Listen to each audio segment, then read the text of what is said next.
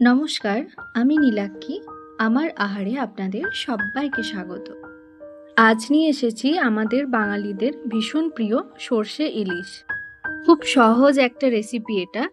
আর টেস্টের কথা তো আলাদা করে বলার দরকারই নেই, যেহেতু এটা ইলিশের রেসিপি। তো চলুন দেখে নেওয়া যাক এবার।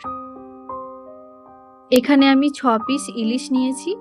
হাফ চা চামচ লবণ আর হাফ চা চামচ হলুদ গুঁড়ো দিয়ে মাছগুলো ভালো করে মেখে দিয়ে রেখে দেব।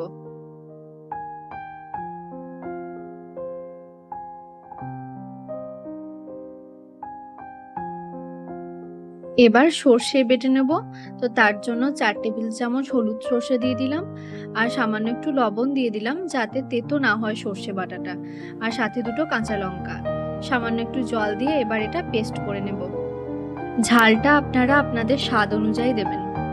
পেস্ট হয়ে গেছে, এবার সর্ষেটা ছেঁকে নেব। সর্ষে যদি ছেঁকে নেওয়া হয় তাহলে পেটের সমস্যা হয় না। এবার এদিকে একটা কড়াই বসিয়ে তাতে 3 টেবিল চামচের মতো সর্ষের তেল দিলাম। গরম হয়ে এলে দিয়ে দিলাম সামান্য পরিমাণ কালো জিরে, হাফ চা চামচ কাশ্মীরি মির্চ, 1 চা চামচ হলুদ গুঁড়ো। সামান্য একটু জল দিয়ে আগে থেকে ছেঁকে নেওয়া সর্ষে বাটাটা কড়াইয়ের মধ্যে দিয়ে দেব।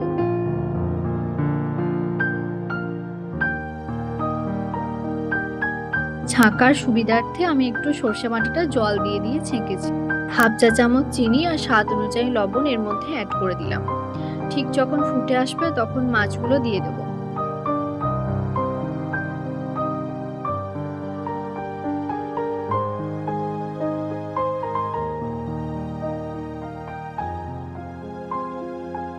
এবার ঢাকা দিয়ে হতে দেব 10 মিনিট। মাঝে একবার ঢাকনা খুলে মাছগুলো উল্টে দিয়েছি আর 3টে চেরা কাঁচা লঙ্কা দিয়ে দিয়েছি। তারপর আবার ঢাকনা দিয়ে হতে দিয়েছি একদম লো ফ্লেমে। এবার হয়ে এসেছে।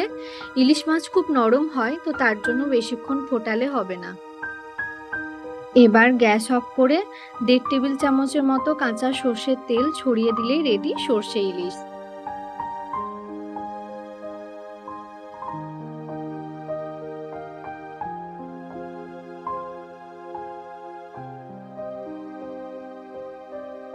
এই রেসিপিটা যদি আপনাদের ভালো লাগে তাহলে অবশ্যই একটা লাইক করে দেবেন।